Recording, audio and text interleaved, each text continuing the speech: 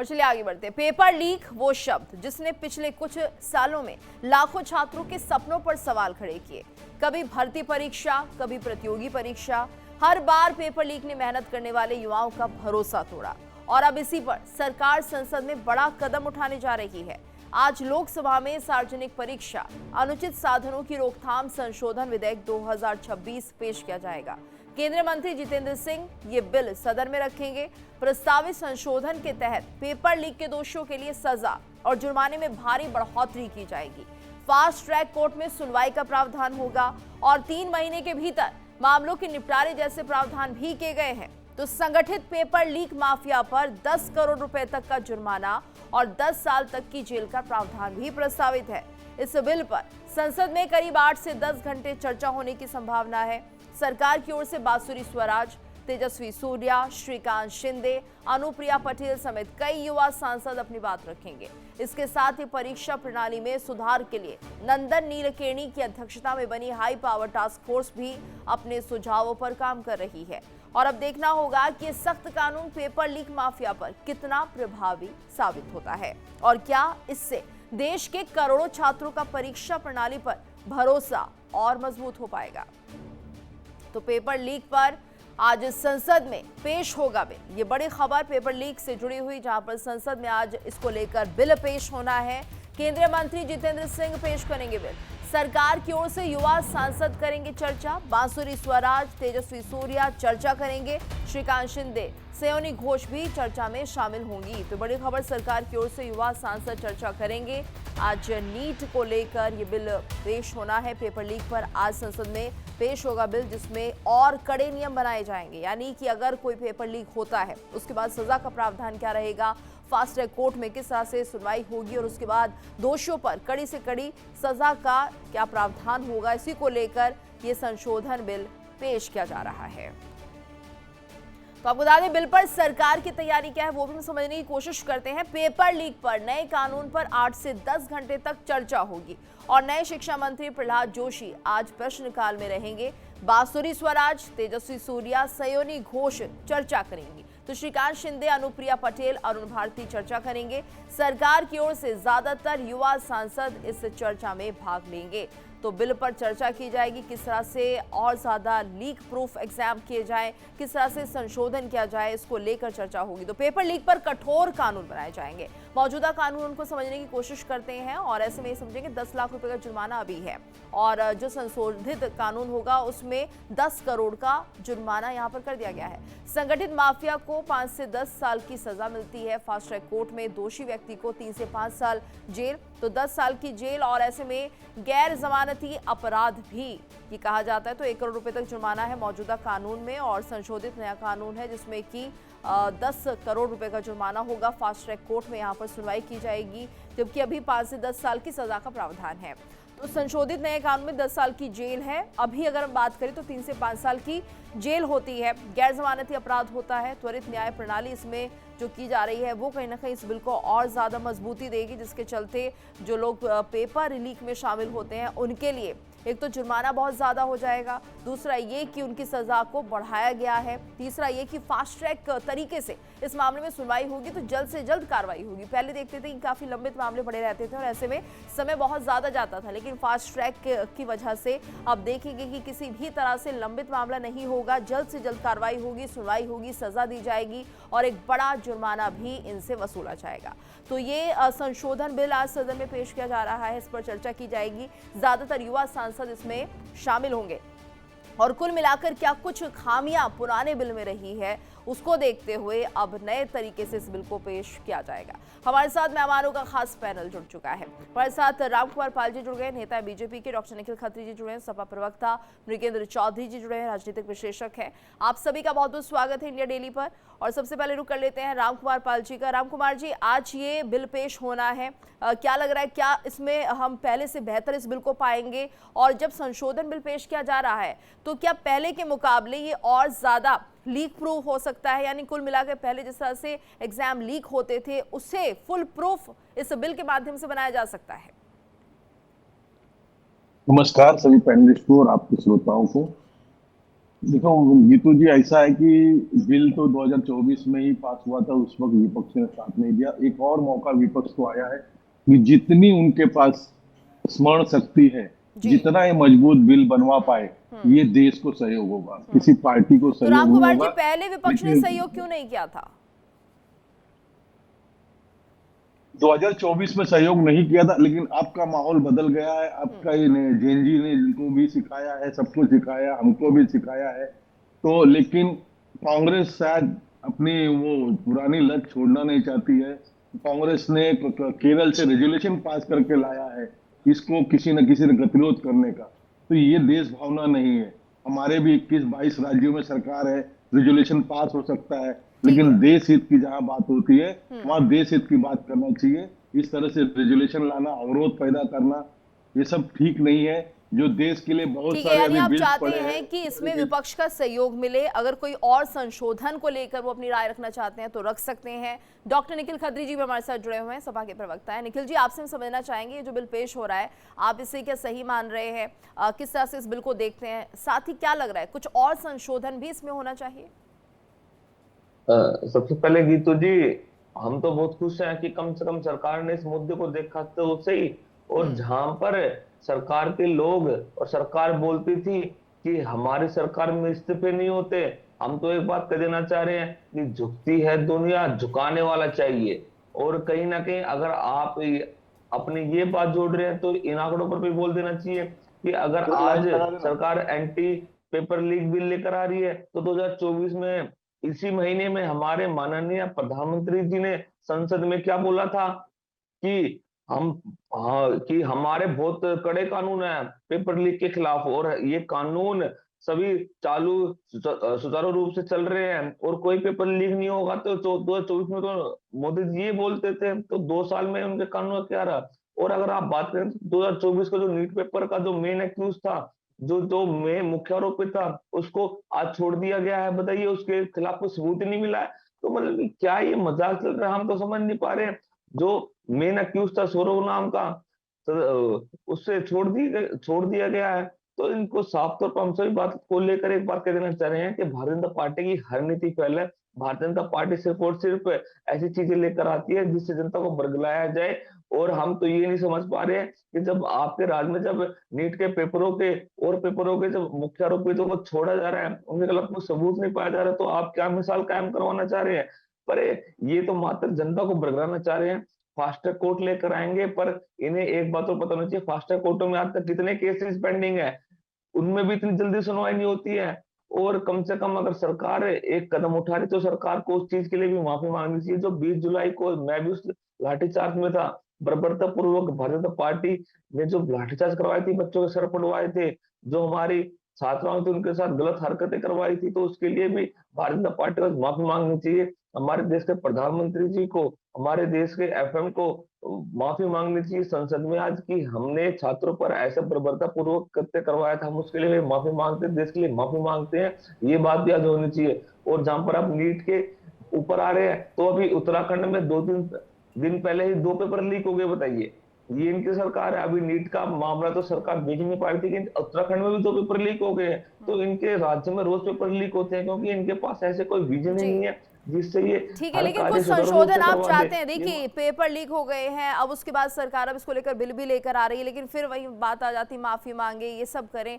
तो क्या आप ये चाह रहे हैं भविष्य में किस तरह का बिल पेश हो, उसके लिए कुछ संशोधन अगर किया जा सकता तो उसके सुझाव भी दीजिए।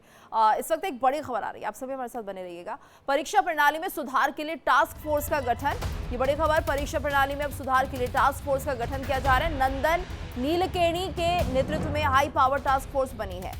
नंदन नीलेकणी के नेतृत्व में ये हाई पावर टास्क फोर्स बनाई गई है। सरकार ने 6 सदस्यीय हाई पावर टास्क फोर्स बनाई है। तो इसरो के पूर्व अध्यक्ष सोमनाथ टास्क फोर्स में शामिल है। आईबी के पूर्व डायरेक्टर तपन डेका टास्क फोर्स के सदस्य हैं।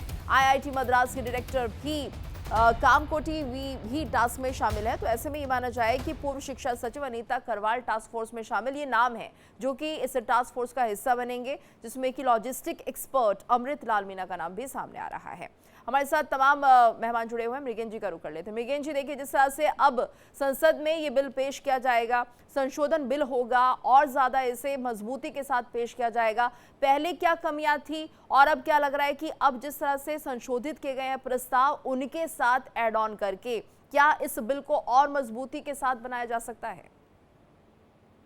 देखिए, आपको जो है जब क्राइम हो जाएगा उसके बाद जो स्टेप लेने हैं उस पे ज्यादा फोकस कर रखा है बिल के अंदर, ना कि प्रिवेंशन पे। आप ये देखिए कि ये जो इस बार क्या हो गया है कि भाई दो तरीके से जो है इसमें धांधली होती है। एक तो जो पेपर लीक होने के बाद जो लीक करने वाले लोग हैं वो कोचिंग सेंटर से जो है सेटिंग कर लेते हैं और उनको पेपर भेजते हैं। उससे क्या होता है कि वो सेंटर जो है बच्चों को बिना बताए वो जो क्वेश्चन होते हैं वो या तो क्लास में करवाते हैं उनको, ये भाई इस टाइप का क्वेश्चन आ सकता है, या फिर थोड़ा बहुत ऊपर नीचे करके डेटा उसका, मान लो जहाँ पे 6-8 है वहां पे 2-8 कर दिया, उससे थोड़ा रिजल्ट अलग है, परंतु वो जो कंसेप्ट है वो सेम रहता है। या फिर वो क्या करते हैं कि भाई उसको टेस्ट पेपर में डाल देते हैं, उनके 2-4 बार करवाएंगे, बार बार 1-2 महीने में कराते। तो होता ये है कि इस बार क्या हुआ कि वो पेपर जो है ना आगे बच्चों तक बिकने लग गए, जिससे वो सर्कुलेशन में आ गया। सर्कुलेशन में आने से ये हो गया कि जब आप उसको धड़ल्ले से बेच रहे हो तो वो चीज बाहर निकल के आ गई है। उसमें दो तरीके से होता है कि भाई एक तो कोचिंग इंस्टीट्यूट को पेपर बेचा जाए जो अंडर द ग्राउंड होता है, दूसरा कि भाई उससे क्या फायदा होगा, जिस इंस्टीट्यूट के बच्चे जो है आप देखिए वहां पे क्वेश्चन डिस्कस हो चुके हैं सारे, वो पेपर क्रैक कर देंगे, तो वहां से मान लो अगर 10 बच्चे भी निकल गए तो वहां लिस्ट लगेगी कि हमारे बच्चों ने सिलेक्ट किया है, हमारे बच्चे सिलेक्ट हुए यहाँ से, तो उनको और बच्चे आते हैं, फीस भी वो बढ़ा देते हैं, तो वो रिकवरी वहां कर लेते हैं अपनी, उनकी मार्केट बहुत तगड़ी हो जाती है इससे। तो इस तरह से ये सबसे बड़ा माफिया तो वो है। नंबर 2 पे क्या कि इस बार क्या हो गया कि भी पेपर जो है ओपनली बिकने लग गए, उससे वो पब्लिक डोमेन में आ गए। तो किसी विजिलेटर ने देखा कि मेरे जिसके पास इतने पैसे नहीं थे उसने अपना थोड़ा सा बात चला दी और ये बात जो है फैल गई और बाद में पकड़े गए। तो बात यहाँ पर ये है कि भाई आपने कहा कि अगर पकड़े गए तो आप सजा 10 साल कर दोगे, आप कह रहे हैं कि जो सर्विस प्रोवाइडर है इसको 8 साल के लिए ब्लैकलिस्ट की जगह, भाई इसको आप 8 साल के लिए क्यों ब्लैकलिस्ट कर रहे हो? उसकी प्रॉपर्टी जब्त करो ना, जेल में परमानेंट डाल दो उनको। सर्विस प्रोवाइडर अगर ऐसा काम करता है, लगभग वो देश के 10 लाख बच्चों के भविष्य के साथ खेल रहा है, तो ऐसे व्यक्ति को 10 साल की सजा थोड़ी होनी चाहिए, उसको उम्र कैद होनी चाहिए। दूसरा सारी प्रॉपर्टी जब्त उसकी, तब बात बनेगी ना।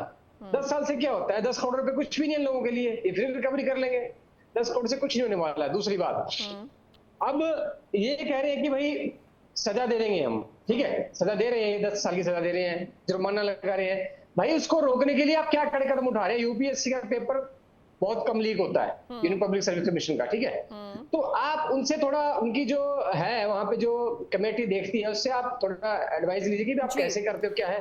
अब तो मृगेन जी क्या माना जाए, कौन से ऐसे कदम उठाने चाहिए जिससे कि इसे प्रिवेंट किया जा सके, जिस पर आप बात कर रहे हैं? देखिए, प्रिवेंट करने के लिए तो ऐसा है कि जो एक्सपर्ट आप हायर करते हो वो एक तो जो पेपर सेट करने वाले, आप देखा पुणे में जो थे वो की केमिस्ट्री के प्रोफेसर थे मौजूदा, तो अब ऐसे लोगों को हायर करिए कि भाई जिनका थोड़ा सा स्टेचर मतलब स्टेचर अच्छा हो सोसाइटी में, पब्लिक सर्विस के डोमेन में कह रहा हूं मैं, वैसे नहीं, पब्लिक सर्विस के जिनकी इंटीग्रिटी अच्छी रही हो उनको आप सिलेक्ट करें, वो लोग पेपर सेट करें, और वो सर्विस में नहीं होने चाहिए, रिटायर्ड लोग होने चाहिए, ठीक है, वो पेपर सेट करें। और पेपर जो सेट आप करते हो उसको आप एग्जाम से 5-6 महीने पहले सेट कर दो और उसके बाद उसको एक साइड में रख दो और तुरंत मौके पे दिखाओ, क्योंकि सिलेबस तो सेम ही रहेगा ना। आप 3 महीने पहले, यानी आप ये कह रहे हैं कि कुछ ऐसे पेपर्स जो हैं वो बनाए जाएं 5-6 महीने पहले ही, और एट द मोमेंट एक ऐसा पेपर निकलकर सामने आए जो सर्कुलेट ही ना हो पाए। वो जी जो लोग बनाने वाले हैं वो पब्लिक सर्विस में नहीं होने चाहिए, रिटायर्ड लोगों को आप हायर करिए, बहुत अच्छे प्रोफेसर हैं जिनकी इंटीग्रिटी बहुत बढ़िया रही है, उसके बाद उसको लीक प्रूफ करिए, विजिलेंस रखिए वहां पर कि लीक ना हो। 3 से 4 लेयर का आप जो है उसके चारों तरफ जो है सिस्टम बनवाइए जिससे लीक बिल्कुल भी ना हो। ठीक है, एक लेयर का होगा तो हो जाएगा, लीक डेफिनेटली हो जाएगा। बिल्कुल। और रामकुमार पाल जी, तो क्या यहाँ पर देखिए प्रिवेंशन को लेकर भी कोई बड़े कदम उठाए जाएंगे संशोधन बिल में? क्या लग रहा है कुछ स्टेप्स ऐसे भी होंगे जिससे कि इसे रोका जा सके, यानी कि रोकथाम पर ज्यादा फोकस करना चाहिए, बशर्ते ये कि जब पेपर लीक हो जाए उसके बाद क्या कार्रवाई की जाए? देखिए, भूपेंद्र जी ने बहुत अच्छी बातें रखी और मेन उन्होंने कहा कि कोचिंग क्लासेस मतलब फाइनेंशियल व्यवस्था वहीं से होती है, इसके लिए पेपर लीक होते हैं, एक मुख्य मुद्दे पे उन्होंने इशारा किया। और बाकायदा बच्चे पास होने के बाद वो कोचिंग पेपर में ऐड भी देते हैं कि मेरे 100 हो गए, मेरे 150 जी। हो गए। तो बहुत सही जगह पे उन्होंने टच किया है। इसको विपक्ष, अगर सरकार ने इसको नहीं लिया होगा तो विपक्ष का दायित्व है, क्योंकि उनको भी जनता ने चुन के भेजा है, वो बिल्कुल। उसमें उल्लेखित कराए, उसमें अपनी बात रखकर इसको, इसका श्रेय ले लेकिन कराए, देश की मदद करे। जी। और दूसरी बात, हाँ। अभी भैया ने कहा कि अपना उत्तराखंड में, अरे भैया पंजाब में अभी अभी फार्मेसी घोटाला 4-4 हुआ है, कर्नाटक में हुआ है, केरल में हुआ है, अभी 19 जुलाई को हुआ है, पूर्व में नहीं हुआ है।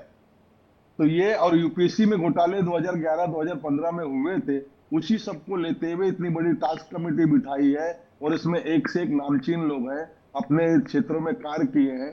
तो इनको भी, अगर आप जितना अच्छा कानून बनाएंगे, जितना अच्छा बिल जी बिल्कुल, बनाएंगे, यानी कि विपक्ष का सहयोग सरकार को चाहिए। अगर कुछ ऐसे पॉइंटर्स हैं तो विपक्ष उन्हें उठा सकता है और मदद कर सकता है। सरकार को नहीं चाहिए, देश को चाहिए विपक्ष का संपर्क, देश को चाहिए विपक्ष का सपोर्ट, क्योंकि देश की ठीक जनता है। चुन के उनको भी देती है और सरकार को भी देती है। ठीक है, बने रहिएगा हमारे साथ। एक बड़ी खबर आ रही है, पैलेट गन के इस्तेमाल पर घेरेगी कांग्रेस। ये बड़ी खबर आ रही है, पैलेट गन के इस्तेमाल को लेकर कांग्रेस का घेराव रहेगा। संसद के दोनों सदनों में उठाया जाएगा मुद्दा। तो कांग्रेस ने दोनों सदनों में नोटिस दिया है, संसद परिसर में प्रदर्शन की तैयारी है। कल राहुल ने अमित शाह को लेटर भेजा था, तो एक और मुद्दा अब सदन में देखने को मिलेगा मॉनसून सत्र में। यहाँ पर पैलेट गन के इस्तेमाल को लेकर कांग्रेस घेरती हुई नजर आएगी।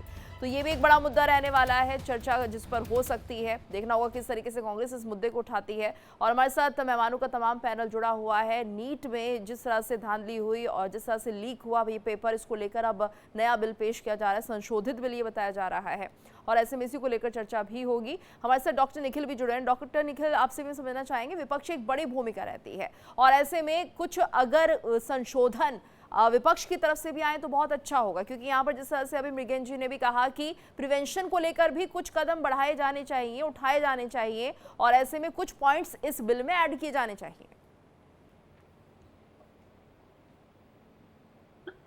बिल्कुल, आप सही कह रहे हैं।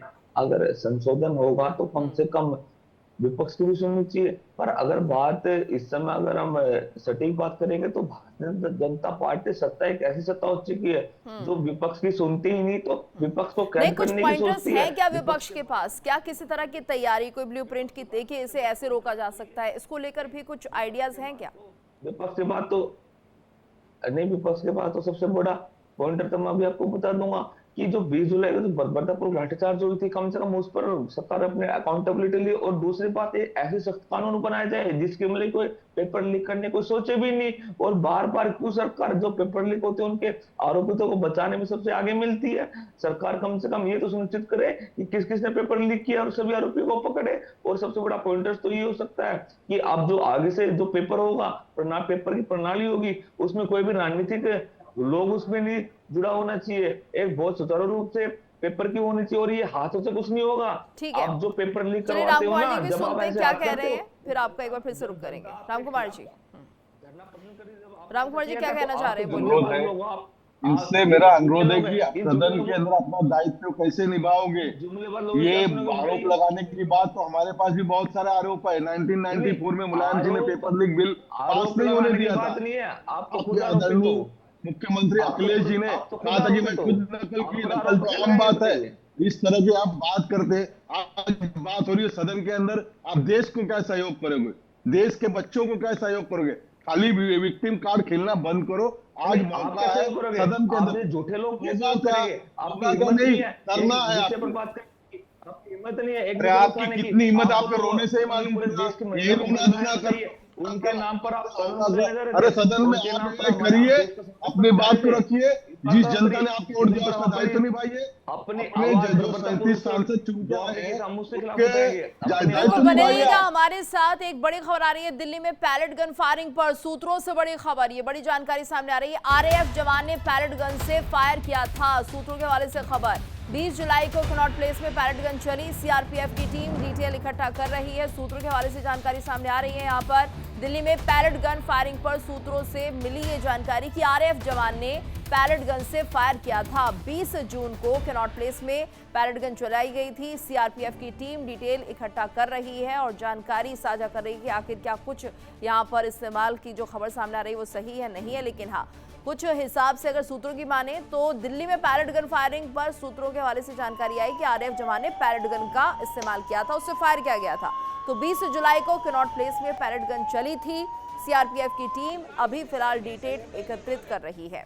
तो सीआरपीएफ की टीम फिलहाल साक्ष्य जुटाने की कोशिश कर रही है किस तरह से पैलेट गन यहां पर चली, कौन कौन इसमें शामिल था। लेकिन हाँ ये खबर जरूर आ रही है आरएएफ जवान ने पैलेट गन से फायर किया था। तो 20 जुलाई को कैनॉट प्लेस में पैलेट गन का इस्तेमाल हुआ है, ये चली है और सीआरपीएफ की टीम फिलहाल अभी जानकारी जुटा रही है।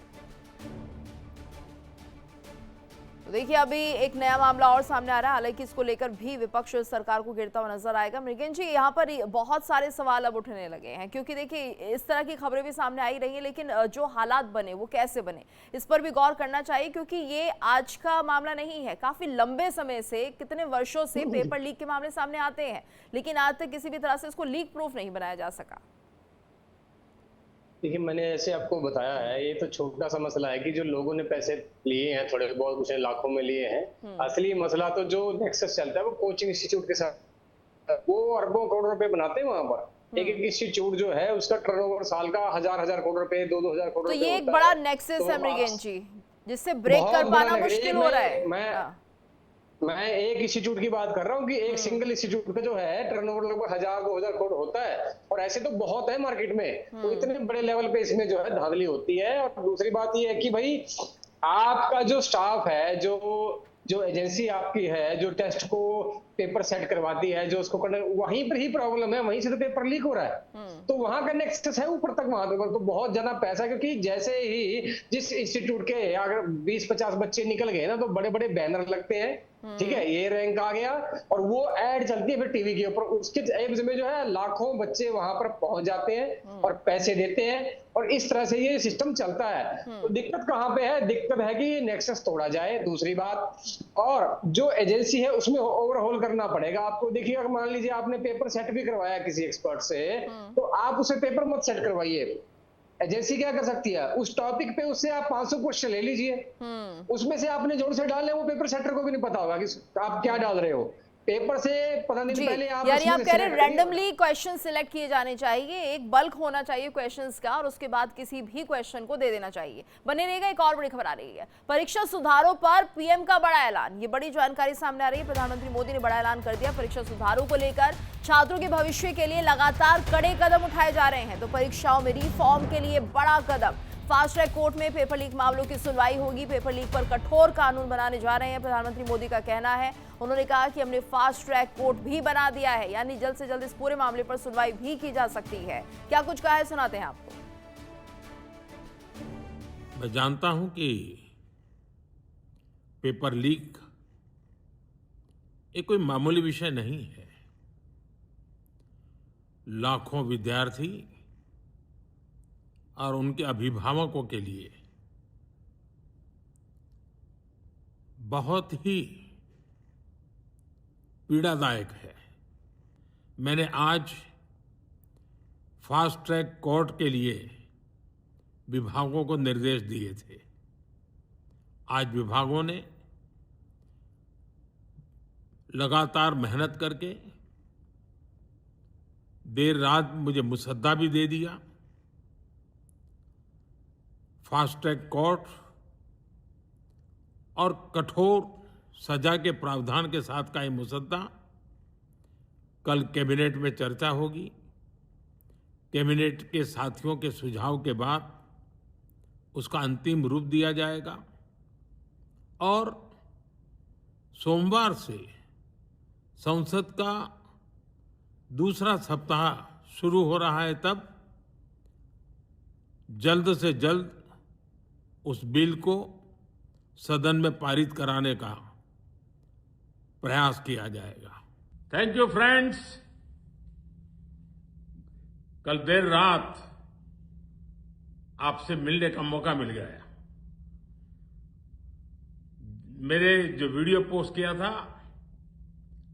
उसको जिस प्रकार से आपने रिस्पॉन्ड किया, सकारात्मक सुझाव दिए, थैंक्स टू एवरीबॉडी। ये आपका प्यार बना रहेगा, हमारा नाता और अधिक सक्रियता से जुड़ता रहेगा। थैंक यू दोस्तों। फ्रेंड्स, विद्यार्थियों के भविष्य के लिए भारत सरकार लगातार अनेकविध कदम उठा रही है। जिन लोगों ने विद्यार्थियों के भविष्य के साथ खिलवाड़ किया वे जेलों में सड़ रहे हैं। हमने फास्ट ट्रैक कोर्ट बना चुके हैं। हम कल पार्लियामेंट के अंदर भी कठोर कानूनों के प्रावधान के साथ नया कानून बनाने की दिशा में भी आगे बढ़ रहे हैं। लेकिन हमें भविष्य के लिए सोचना है। हमारी परीक्षा पद्धति विश्वस्त हो, हमारी परीक्षा पद्धति ट्रांसपेरेंट हो, हमारी परीक्षा पद्धति में सबसे ज्यादा अब टेक्नोलॉजी का उपयोग हो। इन सारी बातों को ध्यान में रखते हुए विश्व प्रसिद्ध टेक्नोलॉजी एक्सपर्ट श्रीमान नंदन नीलेकनी जी के नेतृत्व में एक हाई पावर टास्क फोर्स बनाने का निर्णय किया है, जो एग्जामिनेशन रिफॉर्म की तरफ फोकस करेगा और जल्द से जल्द आने वाली परीक्षाओं की विश्वसनीयता को सुनिश्चित करने का काम इसके रिपोर्ट के आधार पर कर दिया जाएगा। तो पीएम मोदी ने यहाँ पर बड़ी बातें कही हैं और कुल मिलाकर ये माना जाए कि अब कोशिश की जा रही है कि किसी भी तरह से इन एग्जाम्स को लीक प्रूफ बनाया जाए। राम कुमार पाल जी, आपका कमेंट, क्लोजिंग कमेंट दीजिएगा। अभी फिलहाल किस तरह से हम आने वाले समय में देखेंगे कि संशोधित बिल आएगा और इस तरह के मामले रुक जाएंगे या बिल्कुल नहीं होंगे? देखिए, आपने सुनाया प्रधानमंत्री महोदय ने कहा कि सदन के अंदर सारे साथियों से चर्चा करके उसको लागू किया जाएगा। तो मैंने पहले ही कहा था कि सदन के सारे साथियों को, सदन के सारे प्रतिनिधि को, जितना भी उनके पास बल बुद्धि है या मेरे भूपेंद्र भाई की कुछ समझ बातों को लेकर वहां पर रखे और कड़े से कड़े कानून करे, प्रिवेंशन के लिए भी करे। तो ये सब बातें रखना ही इस समय ये किसी पार्टी को मदद नहीं होगी आखिर तक। नहीं तो ये लोग इसमें क्वेश्चन ढूंढते हैं, इसमें सवाल ढूंढते हैं और विरोध करते करते देश का विरोध करने लगते हैं। तो इसलिए इस मौके का पूरा लाभ उठाएं और देश को इसमें बिल्कुल, यानी आप कह रहे हैं कि विपक्ष विरोध करे लेकिन पॉइंटर्स का विरोध करे, ये ना हो कि वॉकआउट कर दे, विरोध करते करते पार्टी का विरोध करे। तो ये निजी हित जो है वो वहां पर नहीं होने चाहिए, राजनीति नहीं होनी चाहिए। ब्रिगेन जी, आपसे भी क्लोजिंग कमेंट लेना चाहूंगी इस पूरे मामले को लेकर। जिस तरह से बिल बनाया जा रहा है, संशोधित बिल है ये, क्या कुछ सुझाव आपकी तरफ से हो सकते हैं? देखिए, प्रधानमंत्री जी की जो आपने भी क्लिप दिखाई थी उसमें उन्होंने स्वयं ने भी कहा कि भाई हम टेक्नोलॉजी का यूज करेंगे। अगर ये मैनुअल से टेक्नोलॉजी पे आ गए ना तो वैसे बहुत समस्याओं का समाधान हो जाएगा, क्योंकि उसमें एक फायदा होता है। जो पेपर है, अगर आप प्रॉपर आज अप टू डेट जो टेक्नोलॉजी का भी यूज करते हैं तो पेपर बिल्कुल, यानी कि टेक्नोलॉजी का इस्तेमाल करके इसे लीक प्रूफ बनाया जा सकता है, पहले से ज्यादा बेहतर हो सकती है परीक्षा की प्रणाली। धन्यवाद करना चाहेंगे आप सभी के हमारे साथ इस चर्चा में जुड़ने के लिए।